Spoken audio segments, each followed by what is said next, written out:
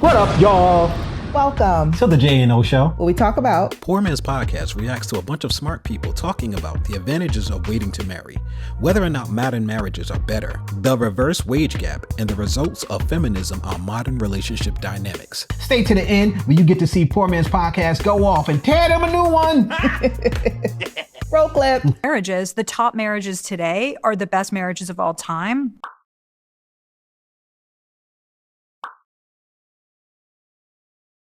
The top marriages today are the best marriages of all time, yet we have declining marriage rates. So we're nearing the lowest rate of marriage that we've ever had in American history. So most people or fewer people are getting married, but if you're, two college graduates who get married in your 30s, you might have an even stronger bond than people in the past. But that is a small group at the top. If you're two college graduates getting married in your 30s, this is the modern BS. I gotta look into that. I gotta look into it, guys. So I'm gonna look for that and I'm gonna put it here.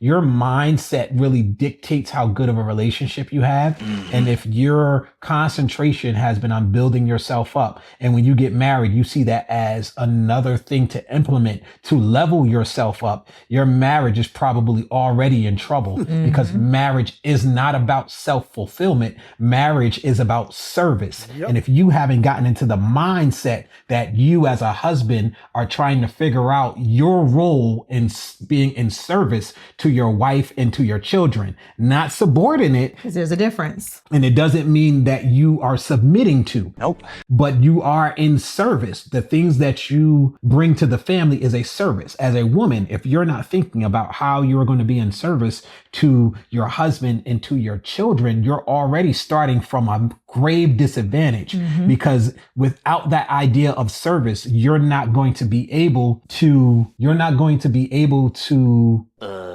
fully step into the role that you have and understand how that plays out. I had a better way to say that, but it didn't come out. I lost it in the middle of talking. It was just terrible. My brain was like, oh my gosh, I lost it. I can't, no.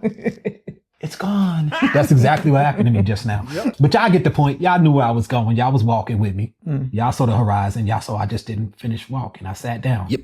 It is unprecedented in human history for people to be getting married, their first marriage happening in their 30s. That is absolutely insane, and that's the reason why we have a declining birth rate, because the marriages that are happening are waiting into their 30s. This is why you see a rise in autism amongst children, because people are having children later in life when there are more complications involved with having children.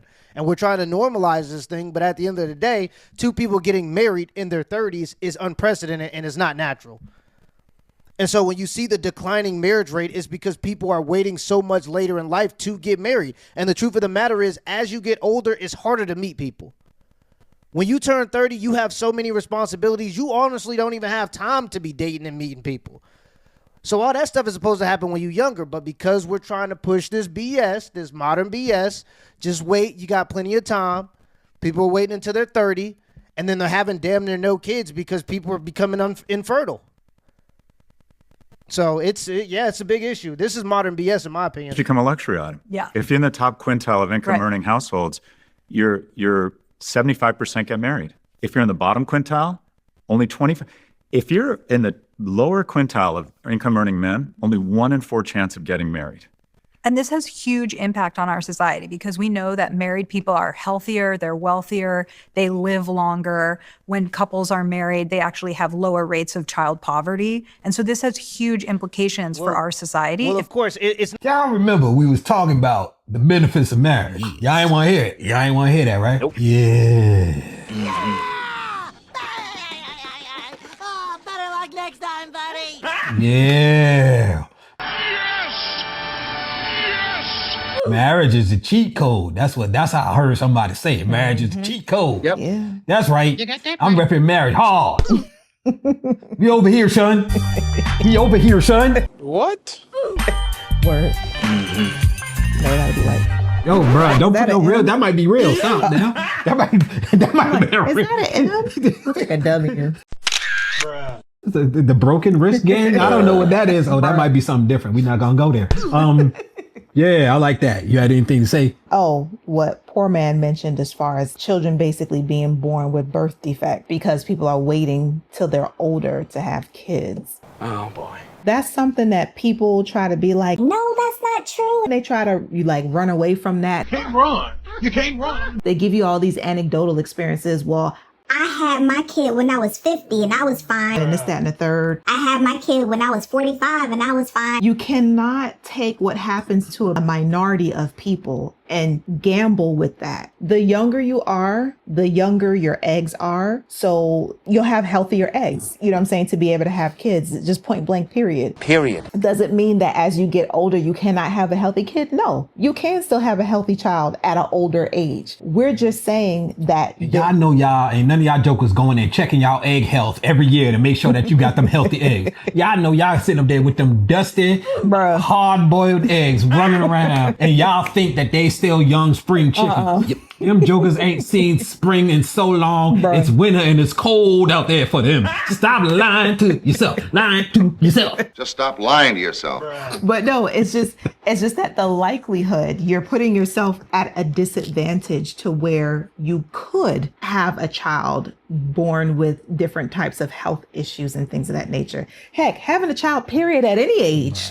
To be honest with you, let's keep it all the way 100, because you can be 20 years old and have a kid and they have some type of birth defect. You never know. So all we're saying is you want to give yourself the best chance. Yep. That's it. And giving yourself the best chance is trying to do it sooner rather than later. And not just that, but real talk, listen, y'all, when you cross that 35-ish age, the older you get, things start changing. Bruh. Okay? Stuff just start hurting for no apparent reason. Ouch. Are you okay? You could just be walking down the street and all of a sudden your leg give out. That's personal. You know, it's just mad random. Okay. So it's just like, obviously, the older you get, things don't necessarily work as efficiently as they did when you were younger. So, I mean, it's this common sense, same logic. Think about it. The older your eggs are, they may not be as healthy as they were when you were younger. Well, that sounds reasonable enough. So just give yourself a better chance. We like to use certain known facts about our biology and physiology at times when it suits us, but not at the times when it doesn't. It is a known scientific fact that women mature faster. Ladies and gentlemen, that wasn't just something that was done randomly. It's not because women be hanging out with Jesus, so he was like, bah, here you go. No. It's not that. It's so that you can be mature enough to handle the responsibility of being a mom. Well, now it makes sense. And at 25, we sort of come to a point where we're both at similar levels as men and women. So if you want kids, you might want to consider increasing your chances of having healthy ones. Yeah. That's it. If you don't, go out there, bust it wide open for a real one. I don't know what else to tell you. You and Jesus gonna have to talk about it. That's all. Of course, it's not even about couples being married. If you look at the statistics talking about specifically fatherless homes, so single mothers, 90% of all homeless children, 90% of every single homeless child on the planet and runaway child on the planet comes from a single mother household. So if you want to wipe away 90% of the kids that are homeless and living in poverty and are runaways from home, give custody to the fathers. But society doesn't want to hear that. You can wipe away 90% of homeless children if you just gave the custody to the fathers. But of course, society doesn't want to hear that. So yeah, if you want to wipe out homelessness, of course you need marriages. That's like basic. It's crazy how people with glasses and degrees will get on here and say basic things that we already talk about, and somehow it's like unprecedented information. This is common sense to me. If you have two-parent households with two incomes, of course people aren't going to be living in poverty. It makes sense. But at that point, you'd have to get more marriages, and people don't want to get married anymore. If we're having fewer marriages, especially when you think about having fewer babies. I want to get into dating and marriage and love and all those things. One of the things that really shocked me as I was preparing for this conversation was this graph, because this isn't the narrative that we hear. Can you both see this one? This is the reverse gender gap. Oh, yeah. Gender pay gap Women graph. get paid Right. more And it than shows men. that young women are now out earning young men. That's not what I heard. In terms of, like, if I log onto social media, we've been trying to fight the gender pay gap. But to see that young men are now falling behind, both in education, both in unemployment. Young men face higher unemployment, nearly twice the rate of women. Looking at the early developmental stats, this graph was horrifying. I actually couldn't believe that was true. That young boys are struggling so much in education, but then to see also that it's reflected in. So that graph shows that boys age 16 to 24 are making 10% less in full-time employment than women. And so it is true that we're seeing a reverse income graph. But what we do need to talk about is even when women make more in their 20s, that changes around age 30. And they have kids. When Exactly. they have kids, Yeah. right? Thank you. But that's a biological issue. That's not a societal issue. They built. Now, I think later on in the video, they do clear it up. I've seen this narrative getting a lot of airplay, a lot of airtime, and it's a little annoying to watch certain things happening because you hear people being like, it's propaganda. They're trying to sell a narrative and they're trying to push an agenda. And you be like, man, that ain't no agenda. It's just that people have a certain opinion. Right? But then you'll see something like this and you'll be like, dang, is it really an agenda? Maybe. I don't know. Because that graph, women at a certain age are making more than men. That's not across the country. That's just in certain urban markets. That's it. Like it's literally just in certain urban markets. Yep. This is not the first video we reacted to where they pulled up the stat. And then when I go and I looked through them, which I'm going to do again for like the 4th time, it ain't true. It's just certain very particular urban markets. So like the New Yorks, the San Francisco, areas, basically. those areas where the women are really taking off because they have, you know why they have the more opportunity in those sectors? Because they have nice, cushy office jobs that they can go in and they can dominate. And if y'all have never left your city or your state, take a drive a couple of states across. Mm-hmm. We've had to do that recently for not the best of reasons. But it's a whole lot of country out there. A whole lot. And these cities, even though they're the biggest online because they have a heavy presence, in the reality, women are not making more money than men. There is still a gender wage gap. Now, they're going to touch on something that is true in those particular markets. But I just have to put that out there because I keep on hearing people saying that women is making more money than men. Women. They are getting more education, though. Yes, that's true. Yeah. But women in going to college. The problem is the degrees they're getting are not high earning degrees.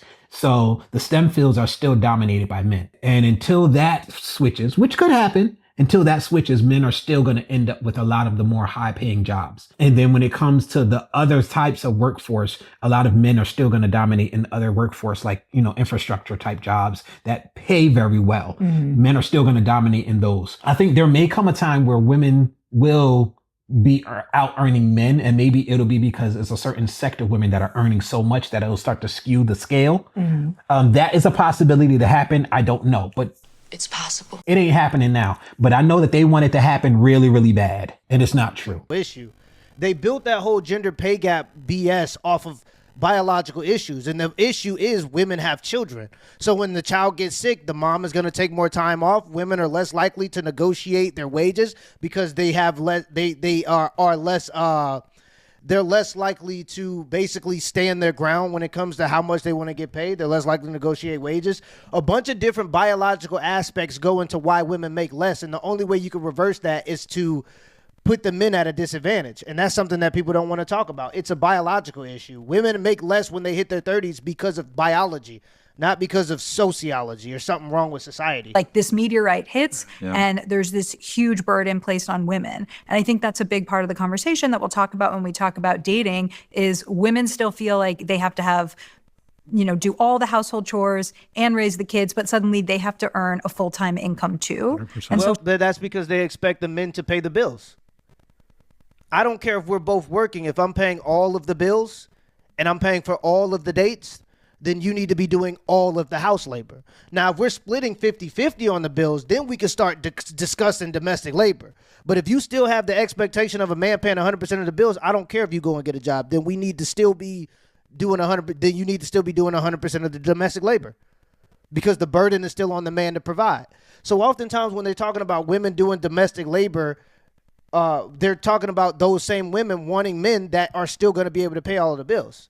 So, yeah, if he's paying all the bills, you do all of the domestic labor. That's how it works. So many of the gender roles are changing. And so, yes, that graph is true. We have seen since 2020 that there's a shift, but I don't want to just say, oh, women are making more in perpetuity, because as soon as there's kids involved, they pay the price. Do you know you said that? Here's one thing about it that people don't really talk about. And I think it sucks a little bit because it wasn't necessarily the decision of the generation that exists now when it all happened. Women chose to be put in this position where they're now expected to earn a full-time income and to do full-time housework. That was a decision. They literally fought for the right to have this crap. The problem is they did not, and nor did most men, they did not realize that there would be steep consequences for the privilege that they were trying to, or maybe the right, depending on who you are, that they were trying to get into. So here's a part of the problem. The government was all too happy to let women into the workforce fully. Yep.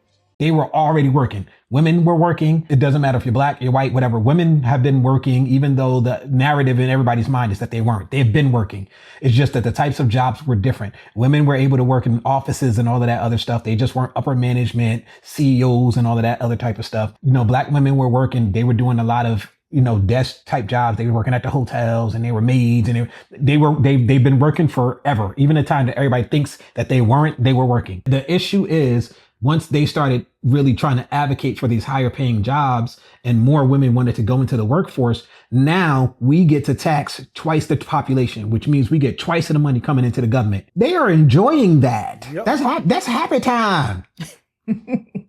They is having a great time at our expense, and they don't care that you're doing that and then you still have to go home, especially in that traditional society that existed at first, and you still got to do all of this other work. They don't care. That's the one thing. Like, women literally advocated for making the life harder. And that's part of the reason why they said women today have lower happiness rates. Whatever that means.